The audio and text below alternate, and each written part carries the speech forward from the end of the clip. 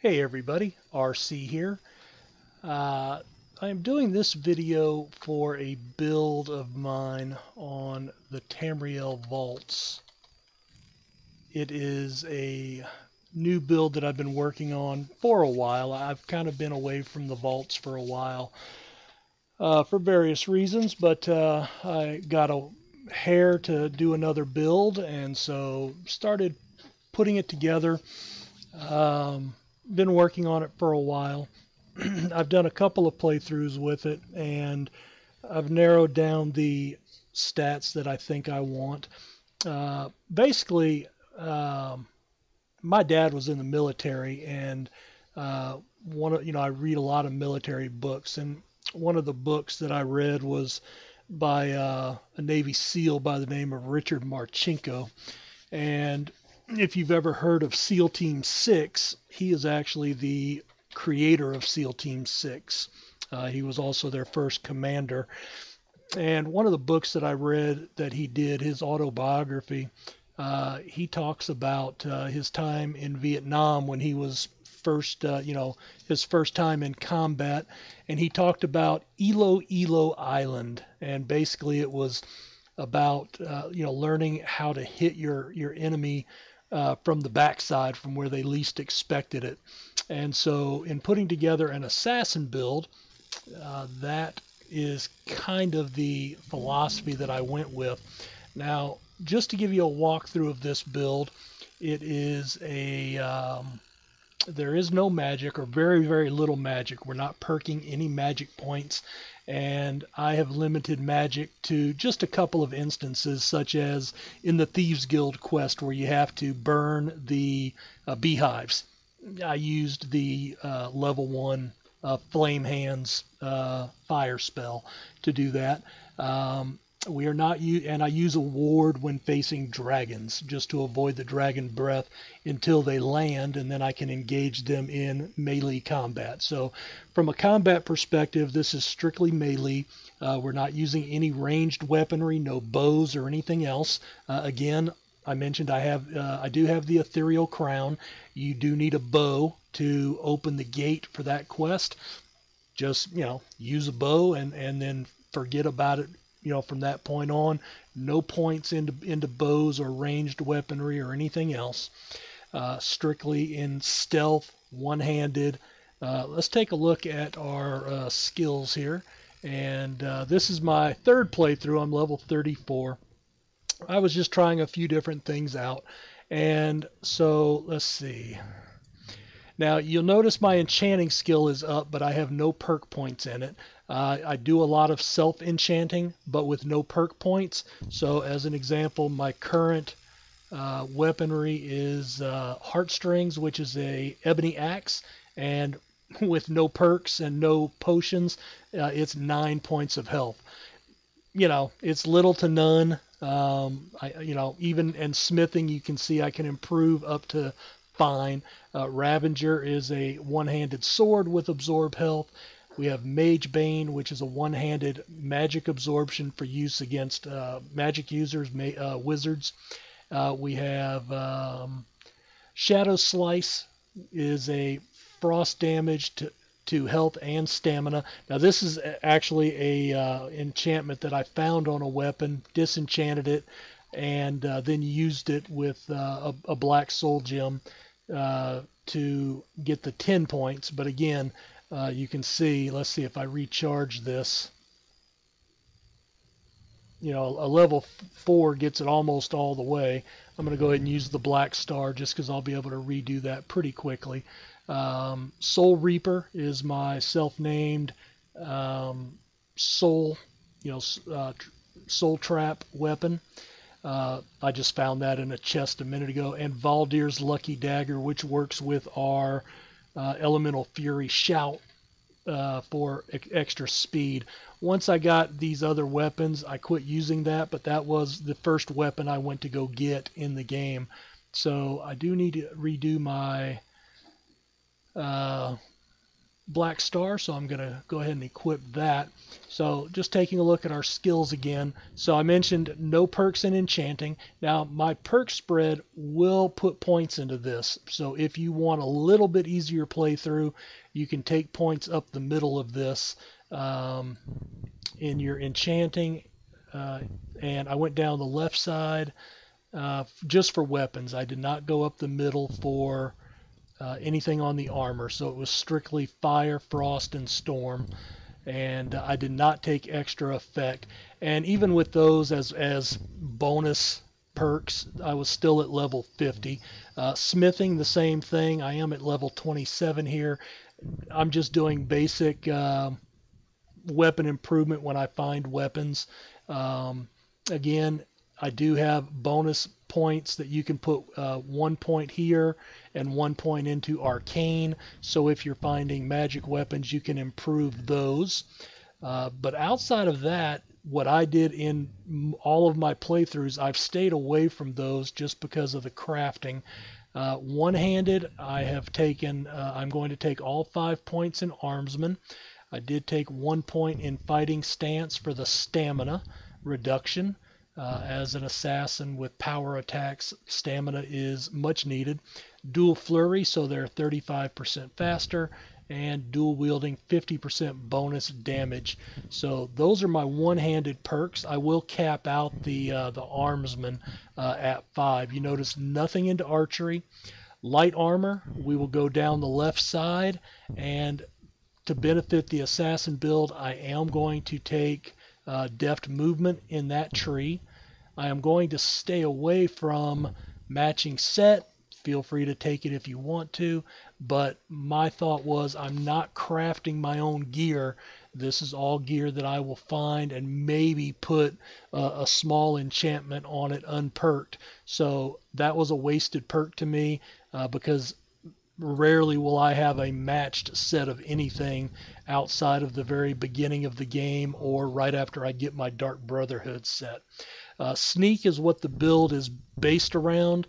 You will take everything in this build. I am still working on this playthrough up to Shadow Warrior, but this will tie into the Serpent Stone. The Shadow Stone on the Ethereal Crown. We'll have a lot of being able to disappear and play in shadows and things of that nature. So that's where the bulk of the points go. And then speech, I'm going up the right side of the tree, and I still need to take persuasion and intimidation. I just felt that a career assassin of the ilk that the Black Dahlia is, which I'll go more into in the story in the posted build, but she'd be able to talk her way out of many things. So the ability to bribe guards, basically for the role play, and I'm only taking 1 point in haggling. So I am taking a few points there, and I'm taking a few points in alchemy. I will max out alchemist. This build is going to be very reliant on alchemy, but as an assassin, it will not be your health potions, although we do rely on those heavily, but our experience will be as a poisoner, and I am working towards concentrated poison. Just, it's nice to get 2 hits with a vial rather than just 1. So that's it as far as points. It's very clean from that perspective. Again, enchanting and smithing, I used at the very basic bare bones level. I am not perking them in my playthrough. It has been a difficult playthrough. It's not the easiest build that I've ever played. I am very reliant on potions to stay alive, especially in the early going. But if you look at any of the other videos around the build, I was able to basically 1 or 2 shot a dragon from behind. So there are a lot of positives to the build.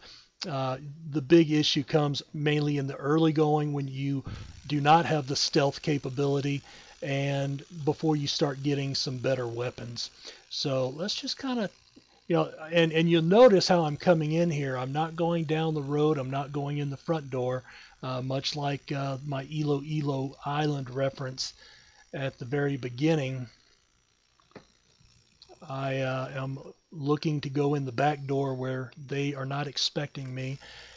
And I was able to get in with basically no combat. Now I could have gone out there and, worked on clearing those guys out. But, not something I felt compelled to do. All right, so there we have a guy.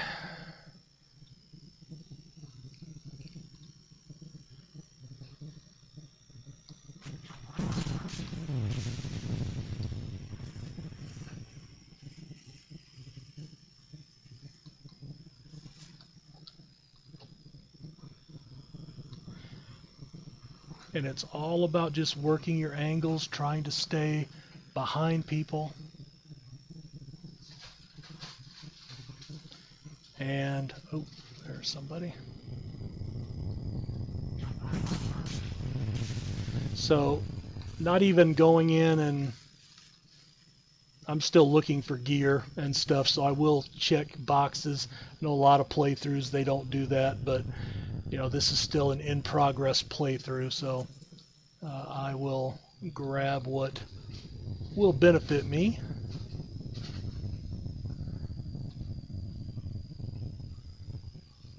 Oh, there's some. Now, this is actually something pretty neat here. I forget who told me this, but it was, I had never used this before. So when you're in stealth mode and you sprint,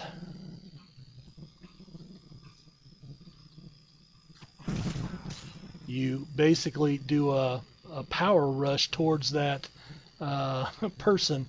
And I've actually been able to use that from in front of a person when they turn around and go behind them.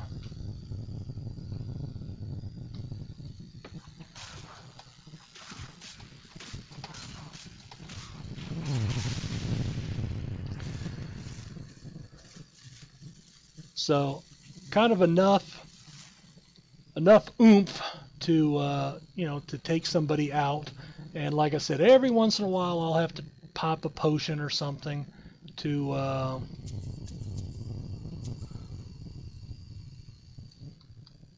just to make sure I'm at full health. But I believe, let's see if we go to skills here. So Magicka have not touched. Stamina, I'm at 210 unbuffed, and health, I'm at 333. So that's at 300 unbuffed. And then I found a ring of mending, which gives us 30% faster health, and I put a 13-point health enchant on this armor that I had come across, and I've actually been using this armor for quite some time, and that's what I was here for, was the Forge Master's fingers.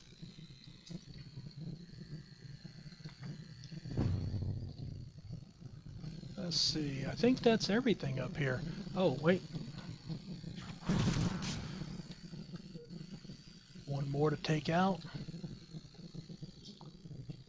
Alright, well anyway, so that's the nutshell of the build. It's basically utilizing your backstab, which I still use the Shrouded Gloves from the Dark Brotherhood quest, which doubles your damage, so I get 30 times the backstab damage. Now you'll notice I did also do a self-enchant on some other pieces, on 3 pieces of gear. I have boots. Since my stealth has gotten so high, I quit using the shrouded boots, although I did use those a lot very early. I did get the I do carry a set of carrying gear that I have, just to carry more stuff if I need it, just to get out of a dungeon or out of an area till I can sell things. My backstab, I call them backstab gear, but it's actually just fortify one hand. So with those 3 pieces, it's 14% per piece. So that is 42% more damage. So basically your start would be Shrouded Gloves to get that 30 times backstab, And then if the enemy is still alive, like in a boss fight, then I take that off and I put on my other backstab gear. I would also take off my Ring of Mending to get that boost to damage. So that's just kind of my thoughts on the playthrough. Using the Ethereal Crown, you can turn invisible, like coming up behind a dragon or something, and that's about it. Again, we do rely a lot on poisons, so there is a lot of gathering. However, with the DLC for Hearthfire, you have the 3 houses, and you can, there's plenty of growing spaces there. And the second house in Hearthfire has the ability to farm fish. Like the spade tail. Some of those ingredients come in handy. So basically all of these that I have on hand, I have not harvested any of these. These are all that I have grown, outside of a few things like Nirnroot or the Briarheart that I just got off of the person I killed a moment ago. All the, Blisterwort, all the fish, Canis root, Death Bell, all that's coming out of my farms, and I will have some notes in my build on Tamriel Vault once I put it up for some of the specialty potions. And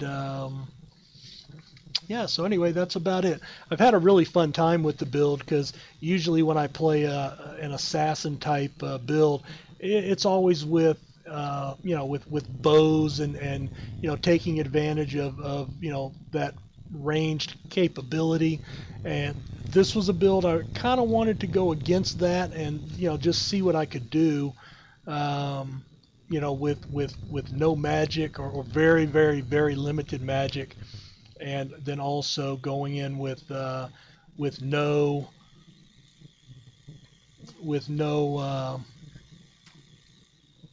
ranged weaponry. God, just drawing a blank.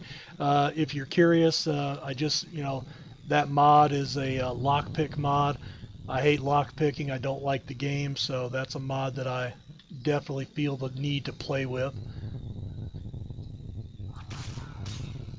Oh, they were already dead. Okay. Oh, and then one other thing, because we do have that kind of sprint dash ability.